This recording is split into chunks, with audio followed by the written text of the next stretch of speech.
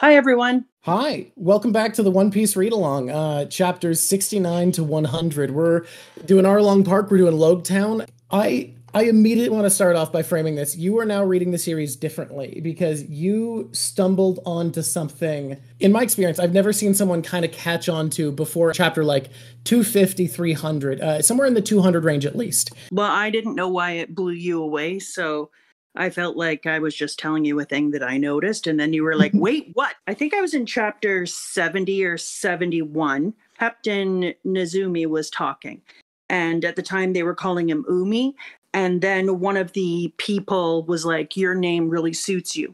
And I started to think about like, well, why? What does his name mean? So I started to go on this deep dive of Japanese names. And then while I was doing it and realizing that there was this whole other layer, I started to notice some other things. And I was like, oh, so it's an adventure and I'm reading an adventure, but I'm also reading a mystery. And I realized the whole thing is set up so that One Piece isn't just something that we're going to stumble onto. One Piece is like, it's like we're all Sherlock Holmes and we're all sitting here and picking up these clues and all these secret pieces, also figuring out the One Piece. Exactly. And that revelation that you should be reading the series like a mystery, I think everybody starts to realize that it's a series full of all these little clues and secrets that you can catch and pick up on. But I have never seen someone before chapter 100 even start to realize that they can read this series like a mystery. Hey, anybody, if you just stumbled in on this on YouTube, I think this is going to be one of the most interesting read-throughs of the series that's been done, because that observation goes so far beyond what I've seen someone catch on to this early, and it's awesome. Yeah, but it was interesting too, because then I started to wonder about all the things that I'm not seeing because I'm not fluent in Japanese. As I was looking at it, I started to look up, what do all these names mean? What does this mean? What does that mean?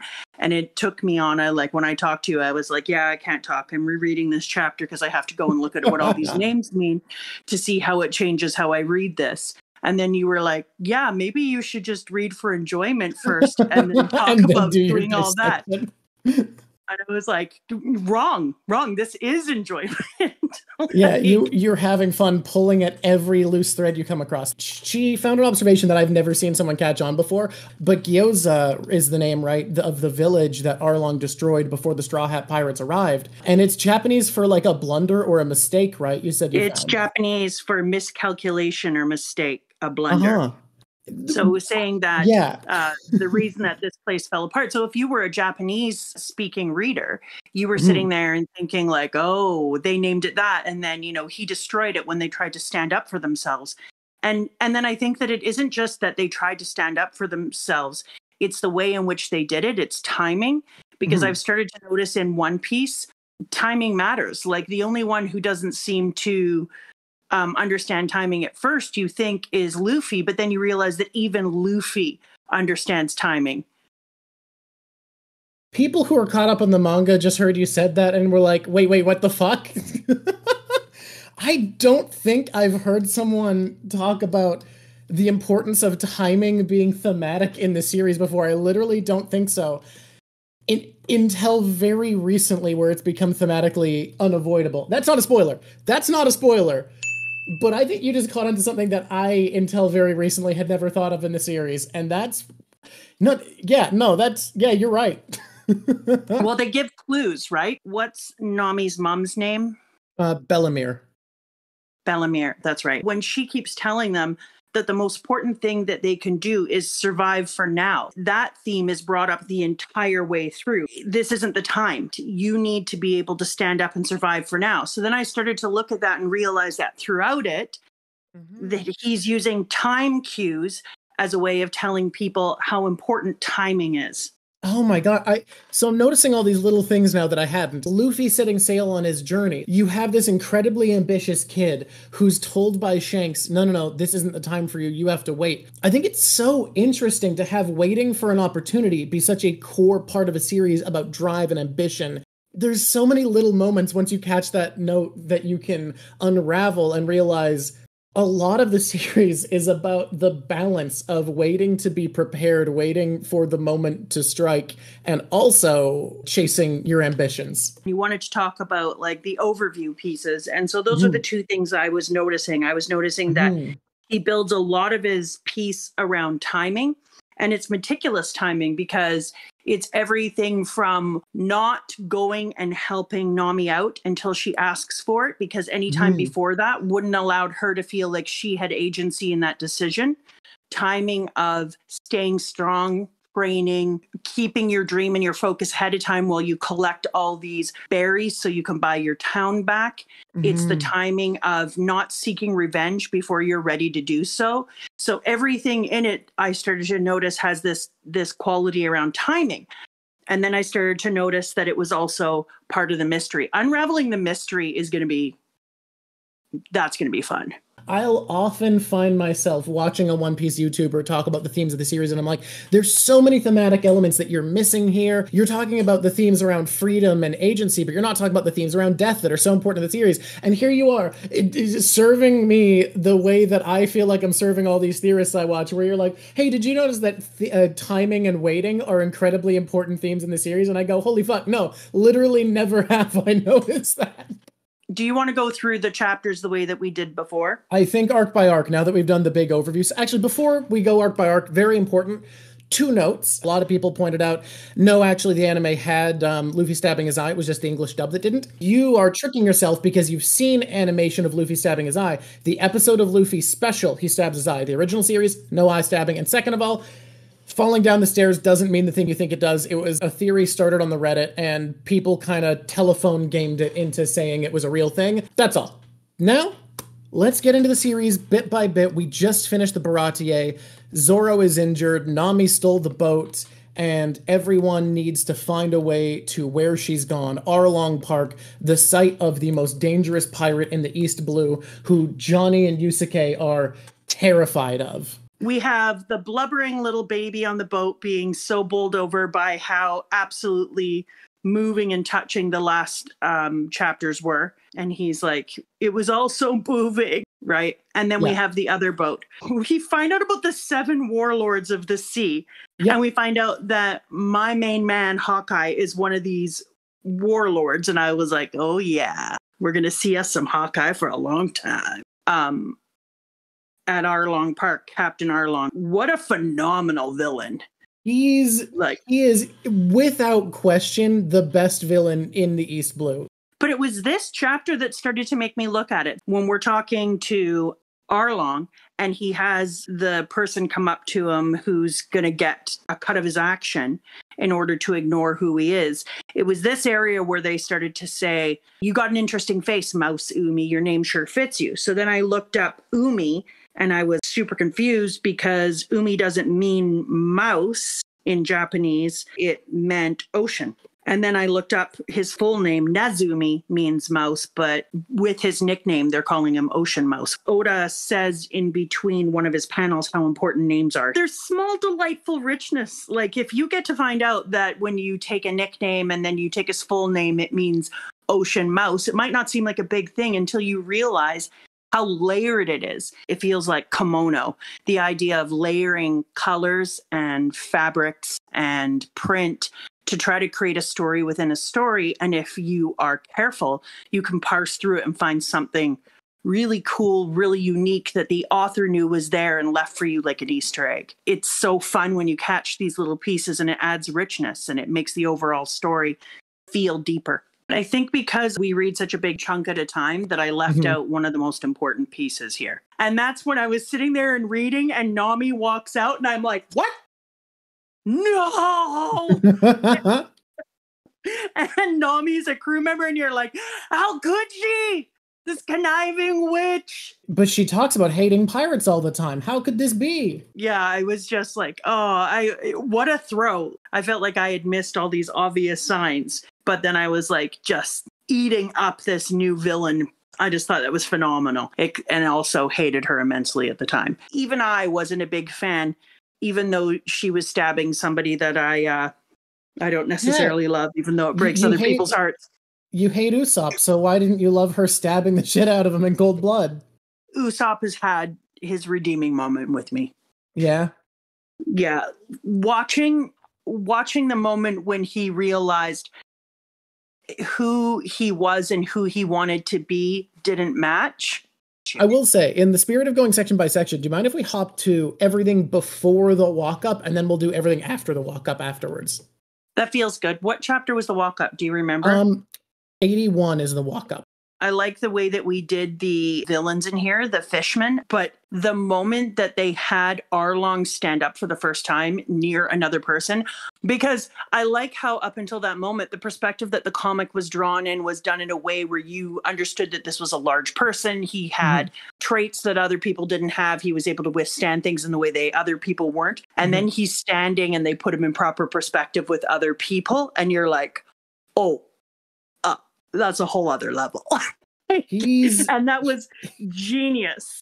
And yet he's also was the right hand of one of the 7 warlords. Yep. Used to sail with the fishman warlord Jimbei back in the day. Which really gives you a great idea of how strong the actual 7 warlords are. Yeah, this guy was just like a high-ranking crewmate. Not like, it doesn't even say like second in command. It's just like, yeah, important crewmate of a warlord. And that's something that Oda continues to do that I think was really cool. He doesn't just hold off on those big moments. He gives you glimpses into big future moments and brings them to where you are now. And I think that's one of the things that makes this story so compelling. Yeah, he's not like, just wait.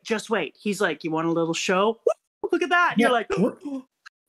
He's constantly showing you the scale of the world that the Straw Hats will one day reach. So what's the name of Nami's sister again? I love her. She's one of my favorite characters. She's so just cool and tough. I mean, she did punch a kid, which was look, that kid deserves to be punched. It was a choice she made. But I loved her. I love this idea that the way that she protects Nami for so many years is just allowing Nami to be the same person she's always been with her, despite everyone believing that she was a traitor. And then, because I'm not going to ignore it, we find out later that the villagers had gotten wise and that Najiko had gone and told them what was taking place. But I just love this idea that she allowed and helped to work to keep Nami in the dark as a way of letting her do what she needed to do in order to find happiness and meet her goal. Her treasure wasn't literal treasure the way that we were led to believe. It was giving safety to her entire town. Yeah, it was her town. It was Bellamir's tangerines. It was people. Yeah. The tangerines end up representing Bellamere. Oh, I didn't look up what tangerines mean in Japanese culture. But immediately I did look up in chapter 77 because of that Genzo, right? Yeah. Genzo? Genzo. Yeah. So Genzo walks around with that stupid pinwheel on his hat. Which you found out the reason for. Yeah. Yeah. But it means more than that. Okay. What's the symbolism of a pinwheel? Because I am curious. It's the cycle of life and becoming a child again, but it also represents Buddhist teachings of reincarnation and coming back as something else. So I thought it was really interesting that he decided to put it on her grave at the end. Aww. But then because you talked about how he doesn't just use symbolism from Japanese culture, I just looked up what pinwheels represent. And pinwheels represent a time when things were simpler and had more optimism. And so him using that piece for my God, as something as a reminder of the time before Arlong. Exactly. Oh, wow. I want to be like, I think you're reading too far into it, but no, that's great. Because why would he choose a pinwheel of all the things he could have done? Yeah. He made an intentional choice to put a pinwheel on his hat, stick it front and center, and then have the pinwheel come off his hat and go onto her grave. That's a super oh my God. Dedicated choice. And he was the one who was trying to keep everyone's hopes up. Yeah, exactly. Oh my God. No, that's very good. Someone in chat, by the way, McSmothman says, tangerines can refer to wealth. Don't know if there's additional meanings, but I have heard that before, that the reason they're associated with Nami, because Nami does care about money. That's amazing, because the wealth then could be the wealth of their family. She owns a tangerine farm. She would always talk about them being her most precious thing. And so it's almost like it's the wealth of their family. And she said, we'll always have something to eat as long as we have our tangerines. So that is their form of wealth. I love that the symbolism there of the tangerines representing the wealth of the family, because it's how she supported the family she chose. Right, because she came back to the island. We know that she had gone off. She had lived elsewhere. She had adventures. And then she came back to the island with her daughters that she acquired. And after they survived and she sat there begging for their survival, then the thing that she started was a tangerine farm. And if that means wealth, I mean, we know that she herself isn't going to be wealthy with the life choices she's now made, but the wealth comes from the love and the family that she's nurturing. She's kind of traded wealth for tangerines. Her chance at wealth and fame and glory was traded in for this thing that she uses to support her chosen family. Exactly. Oh, that's really sweet. Okay. Again, I want to keep being like, maybe we're reading too far into this, but that's so beautiful that I really don't think so. I think that is symbolically relevant. Even if it's not, it's an emergent theme. It's emergent symbolism, regardless of authorial intent, which is something I really 100%. Support. I think we got to get to Nami's backstory now, because we've talked a bit about it. I'm a massive Nami fan now. And her sister and her mom. I'm devastated that her mom is dead. Her mom sacrificing herself was unbelievable. You can completely understand, too, like when you think about where she has the fight, you're not our real mother, Belmare. You'd be better off without us. You could tell that even when she's having that fight, she loves her and she's saying, like, you'd be able to do all these things if it wasn't for us. Yeah. And then to have her mom die, she has all this leftover guilt. But I was so grateful to Oda because he could have just made it so much more depressing. But he let Belmare say goodbye to them in a really important way and make sure that the girls knew that that was their mother and that she couldn't turn her back on them, even if it meant dying, which reminded me of Sanji and his stupid moral code as well, because you're like, just shut up.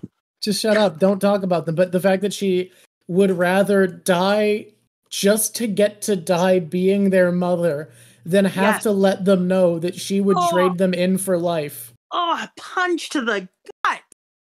Just like, I very, very rarely cry at stuff. One Piece doesn't just do that. I think too hard about certain scenes in One Piece and I cry. I can absolutely see that. When they have Belmare coming out of the water off of the boat, wrapped up in an old coat with two girls huddled against her, and she just says, don't worry about me. Just please save the children. And then cries and falls on her knees, save them. And then we go forward to the time that she's being told that she had been left for dead on a battlefield, but she was about to close her eyes and die in peace when she saw Najiko coming along carrying Nami. And that's the reason she stood back up. To have the memory within the memory and see why it is that Nami would take her mother's lessons to heart and know this isn't the time. This isn't the time. Hold out, do what you need to do to get the results you want. And yet, even though that was what her mom would tell her, her mom did the exact opposite when she sacrificed herself so that her daughters would know, I didn't give birth to you. So it almost felt like it was her version of birth, because birth and death are so closely related in stories. God, yeah. It's the sacrifice of your body to declare yourself as the mother of these children. Exactly. And that's what it felt like. And so I was like, this was her moment of giving birth, so that forever Najiko and Nami would from now on feel like that was the real mother. She had sacrificed her body for their lives. Oh my God. I've never thought about that part of the symbolism. It's beautiful. Something about the backstory that I really want to touch on that is so important to Oda's writing is, I think until now, we haven't really seen the good side of the world government. We've seen good and bad pirates.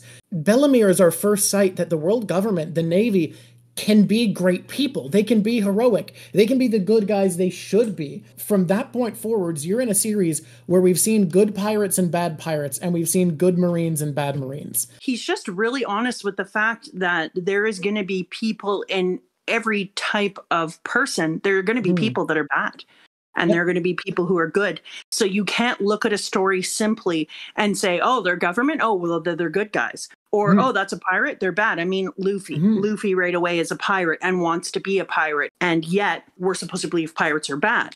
And then meanwhile, we have people like Ocean Mouse who's running around and taking bribes, and all these people who are coming ashore and killing and help to decimate people. So I love that he's saying right away, don't think that you can hide behind somebody's title. That doesn't mean anything. You have to look at the person. Just because we're about to turn the page and I was on this page, I just had to remember this moment. At the end, in lots of Japanese culture, they say often that people don't say I love you. It's their actions, not what they say. So it was interesting that the last words out of her mouth were, I love you. It made me think that not only does she give those actions, her last words are, I love you. But I think there's also a place in One Piece for things that go against Japanese culture. Like, I agree. Oda definitely doesn't come across as someone who's like, yeah, my culture is the right one. It's perfect. And that's all I'm going to show about the world. He's very good at showing lots of perspectives on lots of different things. Like, he shows you the virtue of someone who is entirely linked to ideals and despite the consequences of that kind of life. And when he does that with Sanji, it doesn't feel like an endorsement necessarily. It just feels like an understanding of what that person's view on the world might be, flaws and all. So I think it is un-Japanese of Bellemere to, on top of the action, need to say it to her daughters. Absolutely need to say, no, girls, I love you. We got to step into the part that I'm going to cry to think about before the walk-up. The villagers have decided to go off. They tell Nami that they've known this whole time and they were just not telling her so that she could leave, so that she didn't have to feel responsible, because they didn't want her to be bound to this life, serving the person who killed her mother. And they decide they're done letting her suffer for them. They're going to confront Arlong. Don't past that part, because I got teary when I read, no matter how painful or insulting the rule was, as long as Nami was all right, we could choose to live in disgrace. We would fight on by surviving. But this is the last straw. Yep. I was like, oh, they knew the whole time. Yep. And they kept up the facade. Just so that she could choose to leave. And if she wanted to leave, she wouldn't think that they'd been putting their hope in her. Exactly. And when you think about the sacrifices made by all the people in this town, starting with, Bellemere and the girls and all the townspeople, and how all of them sacrifice. It's that thing again where they sacrifice their life because it's not more important than the bigger picture. Yep. So it was pretty amazing when the town gets riled up and she's like, please just give me one more chance. I know it's not going to be easy, but please just let me do this. And then they're like, we can't let you carry this burden on your own. And so she runs ahead and she tries to go. Again, we have another person trying to stab themselves with a knife. I just want to point that out. Stabbing ourselves with a knife is a thing. It's a common thing. Take out her tattoo. But mad that she's let this man own her, that she needs to carve his mark out of her skin. Exactly. But I think the thing for me that got me the most in this moment was she's sitting there about to carve this out because they're saying, like, we appreciate you. You need to step aside, Nami. We're not stopping. You're the only one who sacrificed. You're the only one who's given everything. The rest of us had to hold off and pretend we didn't know what was happening to give you the opportunity for freedom. But that day ends today. And so when does she lose hope? She doesn't lose hope when her life is at stake. She loses hope when she can't protect the village. That's when she finally breaks and says, go away. Don't go anywhere. You don't know anything. Get lost. And then she sits there crying. And then you could see there's this one panel he makes where he says, I don't know anything. And then she grabs her fist in the ground and grabs a handful of dirt and says, this has nothing to do with you. It was in that moment that she just keeps sitting there. And it becomes clear that Luffy may be an idiot, but the one thing he's never an idiot about is humanity. He knows what people need every time. He knows what they need. And it shows it because he doesn't talk. He stands there from that moment when she breaks down and just waits. And then it shows his face and then she sobs and he just waits until she goes, Luffy, help. And that moment, gut punch. It's so perfect. The moment where Luffy just needs her to accept that he doesn't need to know what's happening. He doesn't need to know the backstory. He doesn't need to know why. He just needs to know that his friend needs help.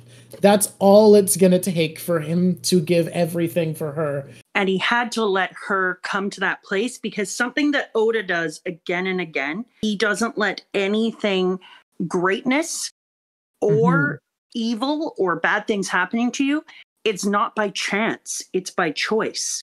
Everything happens to be by choice. So this is one of those moments I noticed. Luffy could have said, I'm going to go in there and I'm going to do this. But she was raging against him still. Just before that, she was talking about how he doesn't know anything. This isn't your fight. This isn't your problem. If you knew everything. And then in this moment, she has to choose to ask for help. And then the minute she chooses to bring down some of her barriers and ask for help, then he says, okay. And well, he literally says, okay. He screams it with 5 exclamation marks. Yeah. Then you have the flashback. She's holding the hat and he says, don't touch the hat. It's my treasure. And then she's holding the brim of the hat and realizes, I'm more important than his treasure.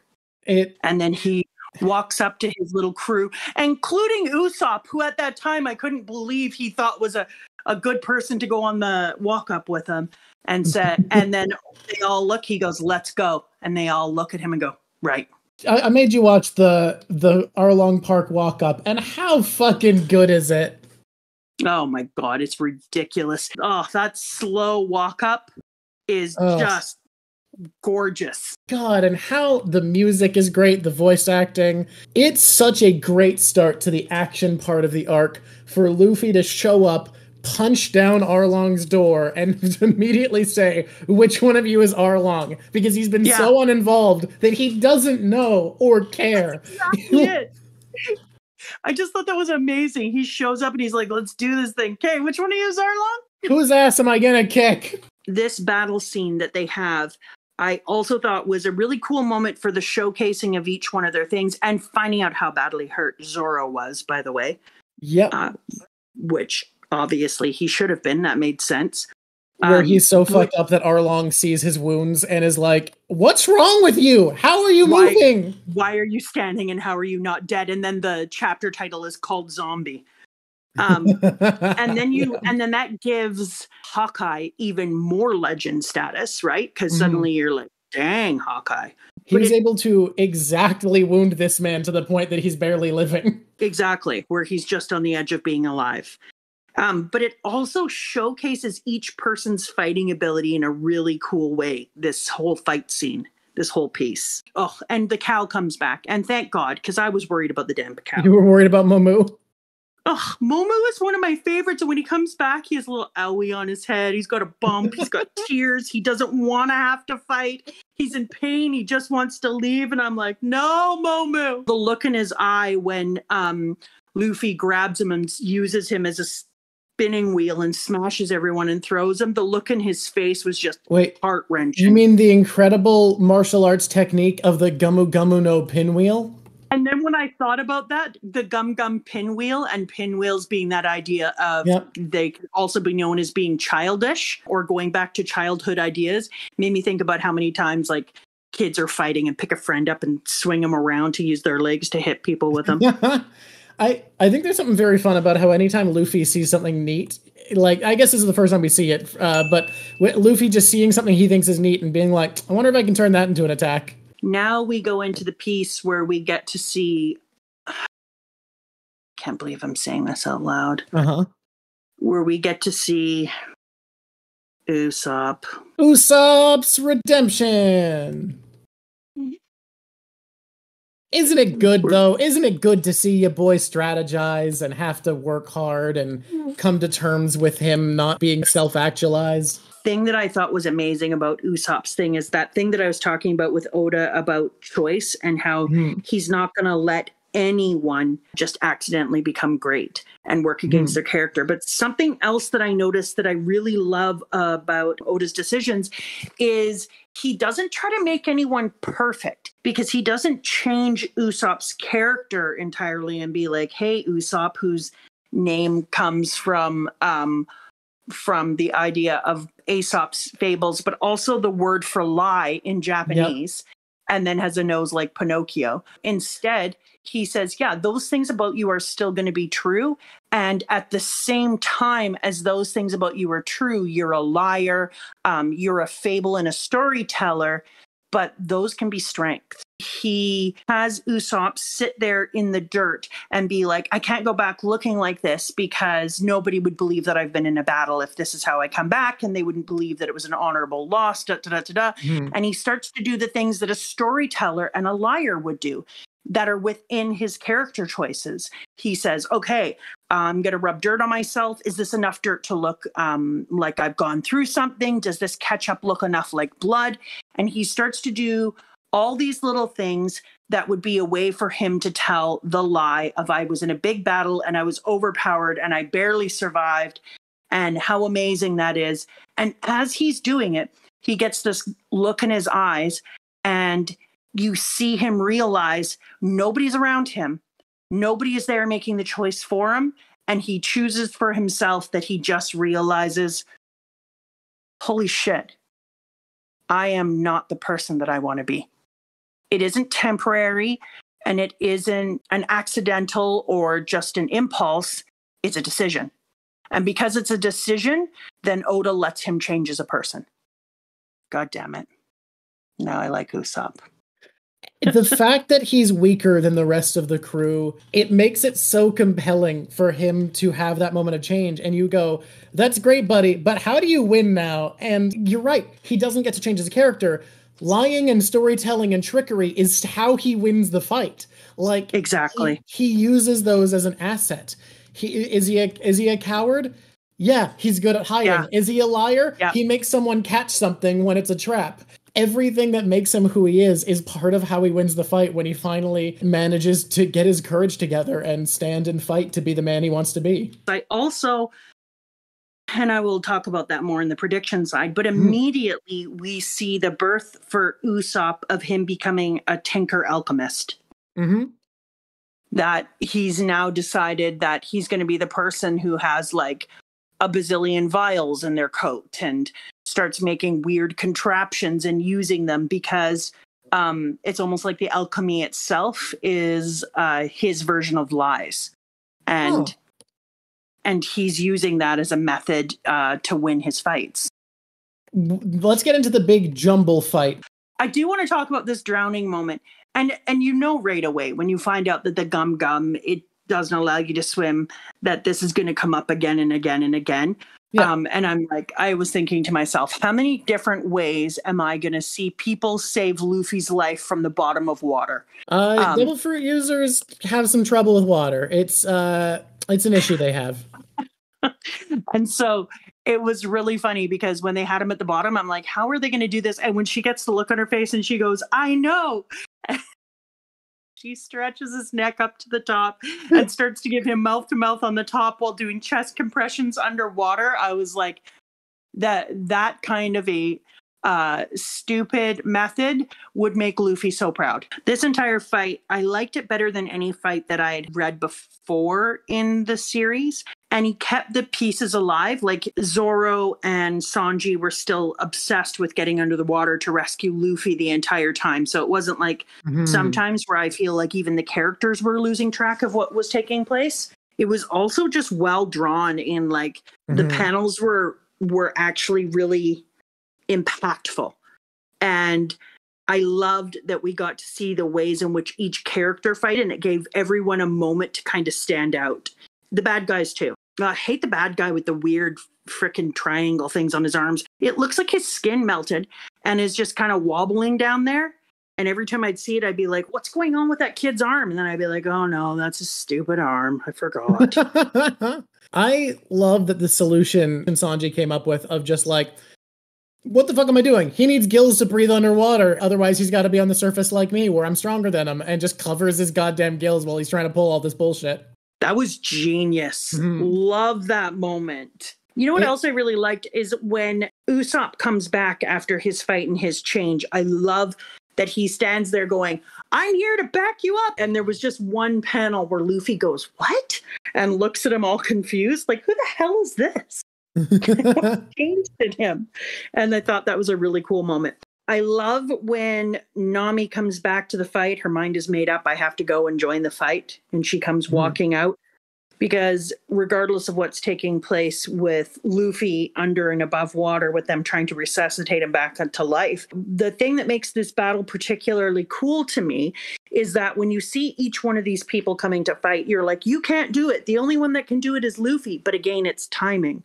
And so there's a realization that Oda has made it so whether the contribution is big or small, each one of these people in the team are required in order to give enough time for Luffy to be brought back to do the fight with Arlong. Absolutely. It's really good action storytelling to make everybody involved instead of just have them be bystanders who are watching. And not just even involved, but meaningfully involved. Necessary for the win. They're necessary for the, exactly. That's a big deal for people who have been under control for 8 years to feel like they get a part in watching the bad guy get taken down, and they get to see how it's done, and that the win becomes more meaningful.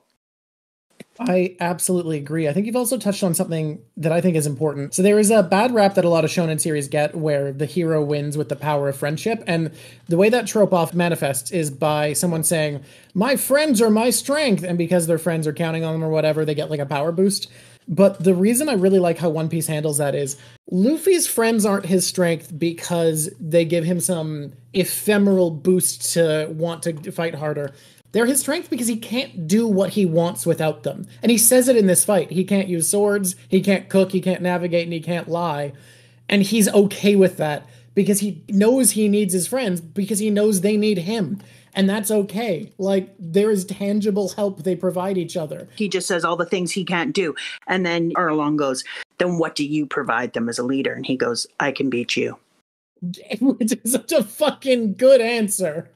And like, that's exactly what I was trying to say, is that not only do they all value each other, they value each other with reason. Each one of them are bringing something to the table that the other ones are not. When Luffy's people are all coming out and helping him, he knows they're not just intangibly helping him. It's real. He needs it. And so when each one of them go up to fight Arlong and his henchmen, that had to happen, or there wouldn't have been the moment when Luffy was freed from the rock and came back. And it took everyone to bring them back to this place where Arlong could be defeated. I wish it had been seeded earlier, but I really love it ending in the room where Nami was forced to make all the charts and Luffy just absolutely destroying everything. That was amazing. You're thinking that when they're in this room, that the thing that he's going to focus on is, you know, kicking Arlong's ass. Like, that would be the natural thing you would think the focus would be onto. And up until then,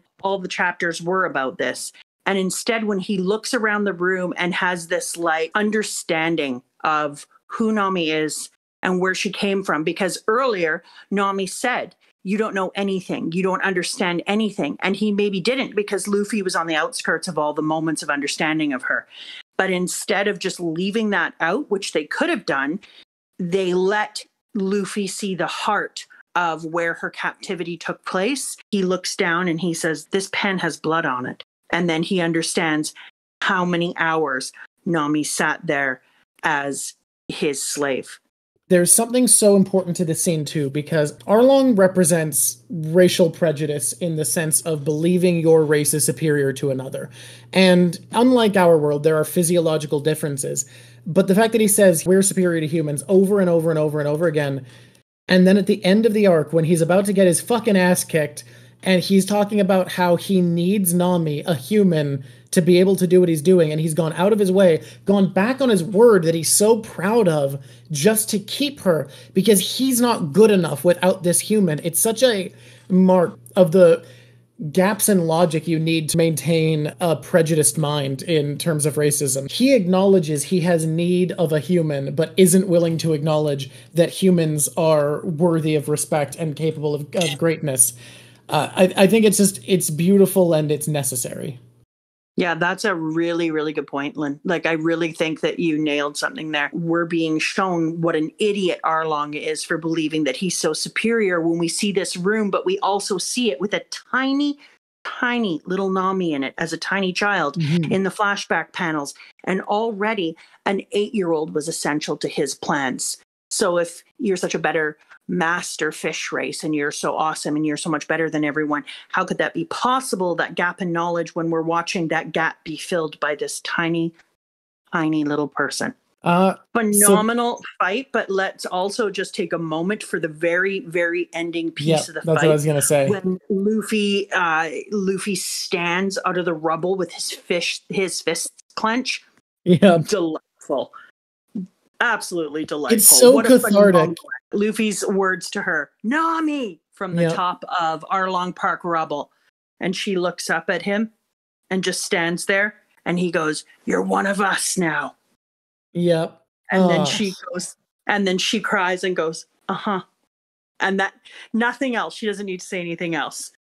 It's beautiful. I'm tearing up. That's lovely. That's such a powerful moment. So the good.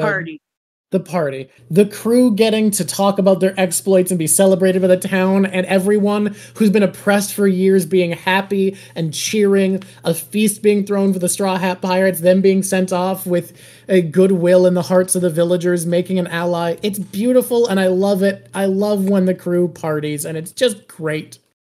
It's so important. It just lets you as a reader take a moment to have a little breath and be like, oh, God, it's done. Thank God. And then you get to celebrate with them, because if you don't, it feels like the fights just roll in together and you're like, are we going to take a moment here? Okay. What the hell with the snails? So that's communication in One Piece, is telepathic snails. Of course, as one does. Yeah. That's how you phone someone, is with your snail phone. As normally, as one would say. Yeah. Love to see Luffy get a big old juicy price on his head. Bigger than Arlong's. And it's made clear Arlong's price should have been higher. So in theory, they were wrong. They basically make it clear that he's been bribing that Marine so that he can be kept on the down low, and 20 million was not enough. Even though it's the highest in the East Blue, it should have been much, much higher. And in theory, Luffy's would be higher if people knew what a threat Arlong was. And then we have the goodbye that made me cry, where we have him pouring a drink over top of the grave and saying goodbye, telling her how well her daughters have grown up. Oh, God. A heart wrencher. And then the changing of the tattoo. Turning it into a pinwheel and a tangerine. I adored the decision they made with Nami to have her, because that would have been her character. She wouldn't have wanted a bunch of thanks and stuff from the people in the town. Wait, Nami, you can't just leave us like this. And she's like, oh, you bet I can. And just burns through. My favorite thing was when she jumps onto the ship and then they're like, where's our bullets? And she dumps everything out on the ground and is like, take care, everyone. Doesn't want to be missed too bad. Let's do Koby and Meppo first, I guess, and then we'll finally get to the thing I've been drawing. Is it odd to say that I was thrilled that Morgan is more powerful and more bad than we were going to let to be believed? Because at first he was like, yeah, and he was easily captured and now the Navy is taking him. And then to have him be there and end up taking over the ship that he's on, absconding away with a boat and taking Meppo, I was like, yeah. Yeah, I fully get you. Captain Morgan used to be slightly handicapped by being a member of the Navy. So there's only so much of a baddie you can be when you still have to remember that you're part of a larger piece that's supposed to be the quote unquote good guy. Is he a good guy? No. But now that he was captured by the very thing that he used to work for, he's able to throw those shackles down and say, oh, okay, wait till you see me now. Okay, these birds, these seagulls coming to all the boats and delivering the newspaper also makes you feel like there's a legitimacy to pirates. Like you may see you don't see them as just being bad guys. There are these 7 warlords who are the pirates who are caring for each area, et cetera, et cetera. But when you see a news bird come down and deliver to them, they just feel like they're part of the system. The pirates are part of the system. Well, they have to pay for it, and if anyone fucks with a news bird and doesn't pay, the news crews stop delivering to them. On that same page is where we first see Usopp playing around with his killer pepper sauce star. And I thought, yeah, that's exactly where I thought you were going, Usopp. And I see you in the future as being a person who just has Tinker Toys all over himself and is using them as an extension of your lies and storytelling. Sanji and his feelings for Nami. Is it bad that I never want him to get Nami? No, that's exactly what you should think. What a cool panel when we see the headquarters under the direct control of the world government. So you're saying that our branch units are unable to deal with these pirates? That's correct. And having them all lined up down this big hall, sitting with their arms crossed. I mean, we'd like to see a lady, but I'm happy to see this panel. It was so high contrast, big open spaces, and then crowded with these powerful people along the edge. I love that piece, this whole scene where they decide how much bounty they're going to put on Monkey D. Luffy's head. And congratulations, Luffy. 30 million, nothing to sneeze at. Yeah. So let's go into the moment that this picture is based around. I'm going to take a look at your picture again. Yeah. And then we'll go into them. Oh, that's good, dude. You're a fan? So awesome. I love with that. That's amazing. I love Mihawk being annoyed by what a chipper guy Shanks is. It's my favorite part of that scene. You said that you were debating either Usopp manning up or the moment I predicted it was going to be Luffy, help me. You said you were debating those for a while. Which of those you were going to pick as the scene you wanted me to draw until 100%. You saw your man Mihawk. The minute that I saw Mihawk walk into the scene, and I loved how it first happens in the dark and Mihawk is walking on with his giant sword behind him. And you're like, oh my God, it's Mihawk. What's going on? And I'm getting all excited. And then it goes to this dark camp and it's raining and everybody's gurring. And then all of a sudden you're like, no. And it goes red-haired Shanks, pirate captain. And I was like, they know each other? I could not read fast enough. I just could not read fast enough so that I could get back to the part where the two of them came back together again. And now I wonder if Red Hair Shanks is one of the other 7 warlords. Who's to say? I mean, I'm to say. Oda's to say. A lot of people could say, but we're not going to say. It just made me so happy because one of the things that you're always doing when you're reading a story and somebody is trying to get to a goal, it's so upsetting because if something happened to Luffy, Red Hair Shanks doesn't know all the amazing things he's done and how hard he's tried. But the moment that Oda let us have this happen, where Mihawk brings him the wanted dead or alive poster with the 30 million berry piece on it, now we know as an audience that Red Hair Shanks knows that Luffy is on his way to trying to become the king of the pirates. And it is such a bone to throw us. And so whether Luffy knows it or not, Red Hair Shanks is feeling this great pride over what Luffy is doing. And it just made me feel so happy that while all of this is taking place, Red Hair Shanks knows to watch for Luffy now.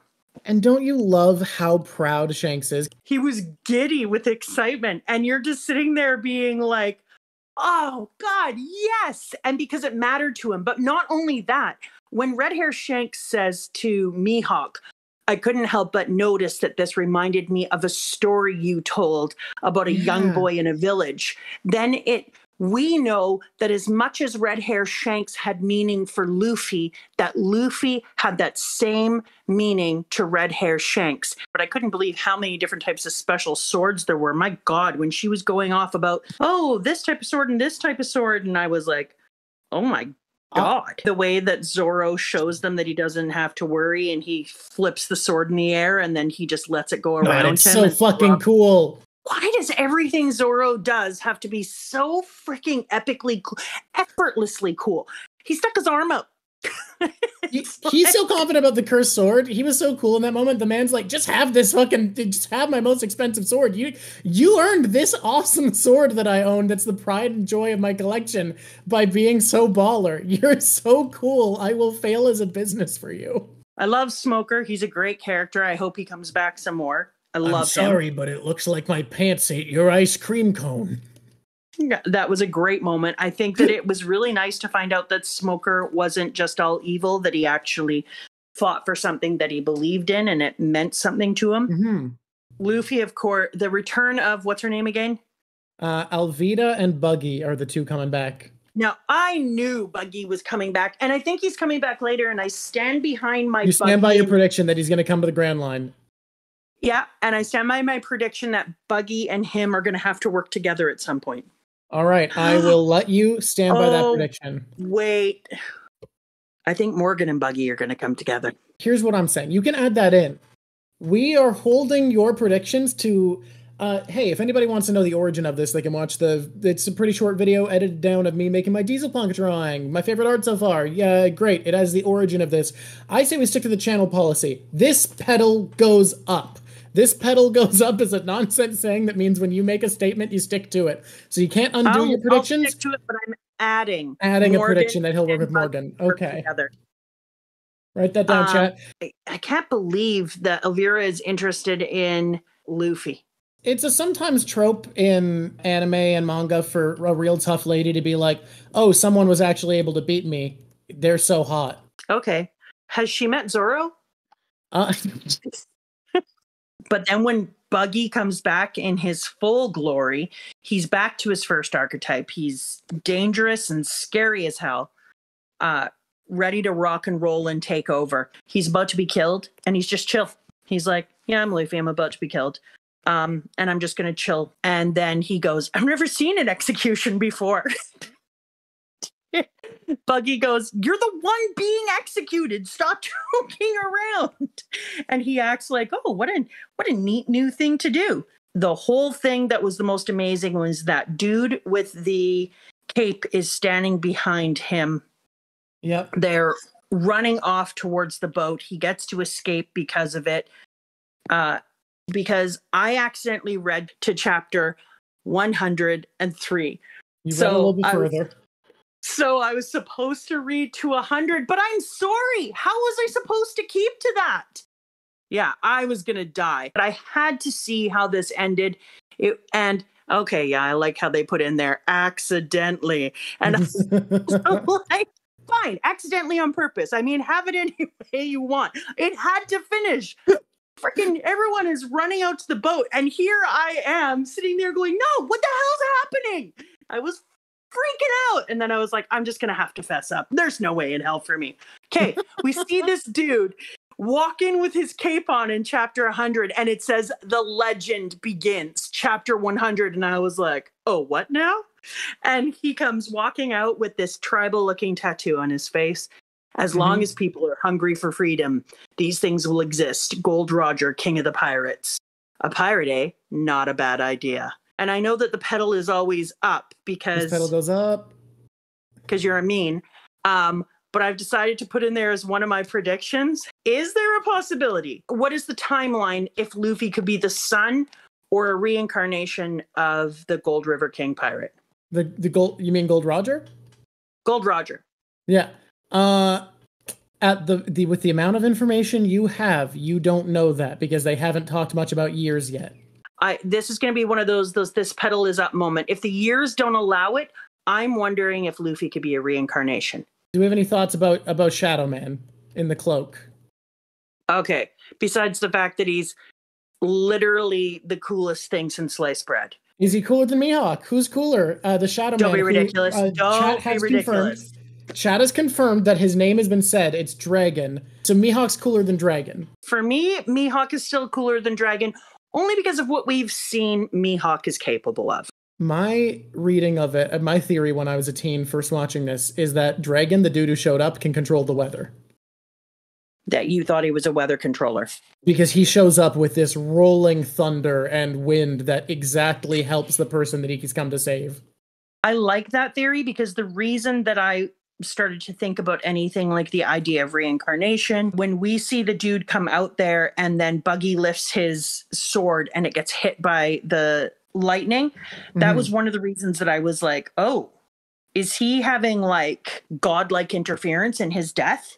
And then the storm pushed them back out to sea, and the rain made it so the person couldn't set fire to their boat. And it was just one thing after another that felt like divine interference. Also, the reason that I said godlike is because Sanji says, do you believe in a higher power? And then Zoro says, don't talk nonsense. Let's get out of here. We're not in the clear yet. I think let's close out with, we got our 3 segments we're going to do, right? Popularity poll, predictions, and favorite devil fruit so far. Let's start with devil fruits because it's easy. We got 4 instead of 2 now. So we got the gum fruit, the slip fruit, I think is English, the chop fruit, and the smoke fruit. Or plume. I don't remember what it is. What did the plume fruit do? You can turn into, create, and control smoke. That one's not my favorite. That's 4th. Then I think it's chop, because I've told you before, kind of grosses me out. I think you are underrating how cool it would be to fly around on your little hover body.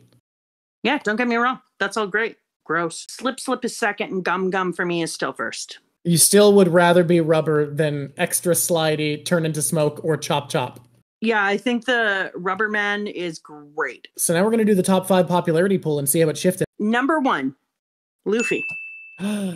Yes. He's just wiggled his way into my heart to number 1.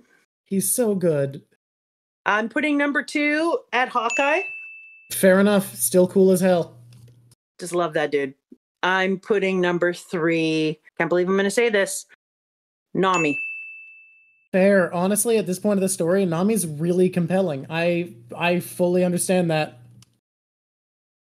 I'm putting number 4, Zoro. All right. He's still so goddamn cool. Number 5, Usopp. Usopp above Sanji now. Interesting. I did not want to pick Usopp. I did not!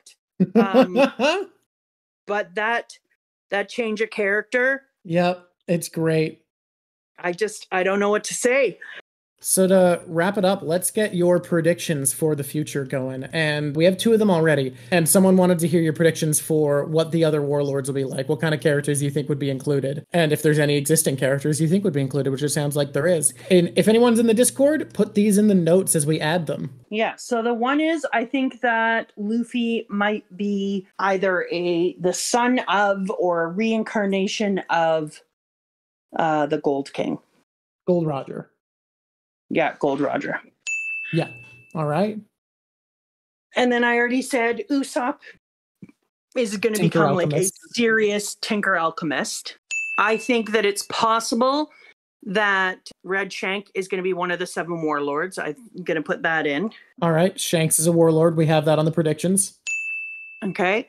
Also on the predictions, I don't know why I see this, and this is for so long off in the future, and it was when I saw that scene where they were all lined up that I thought, you know what? I have this scene in my head where all 7 of the pirate warlords are lined up in a room, and they decide to make Luffy captain of the pirates.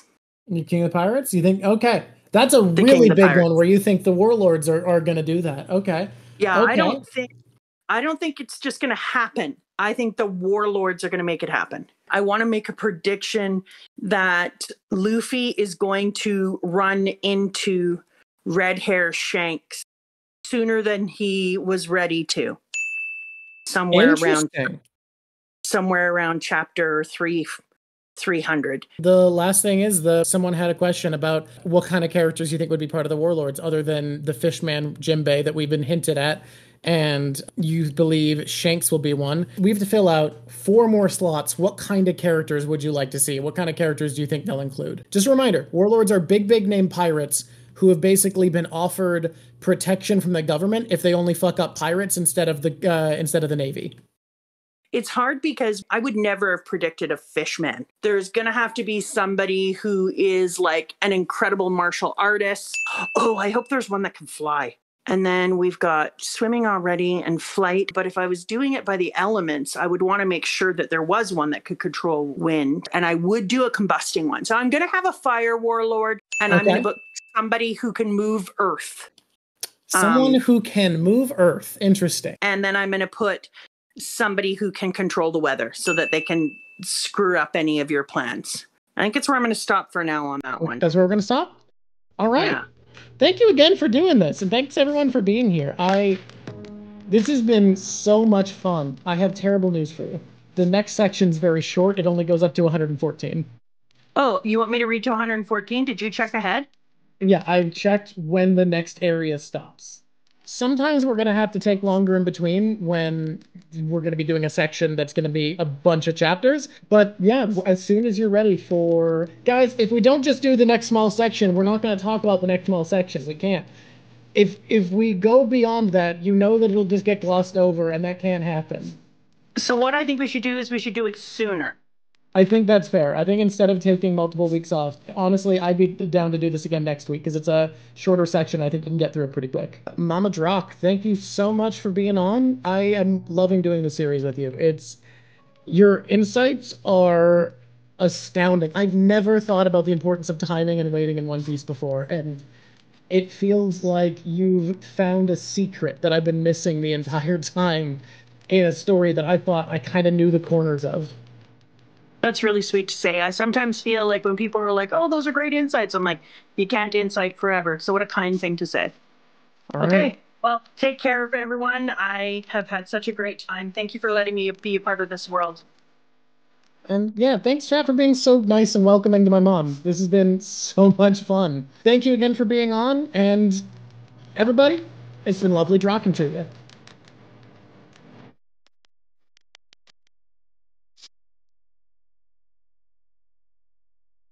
I wanted to apologize to people, but I couldn't help it. This story dragged me forward. If I didn't read more, I would have gone crazy. They're not upset with you right now for reading more. They're upset with me for making you read less.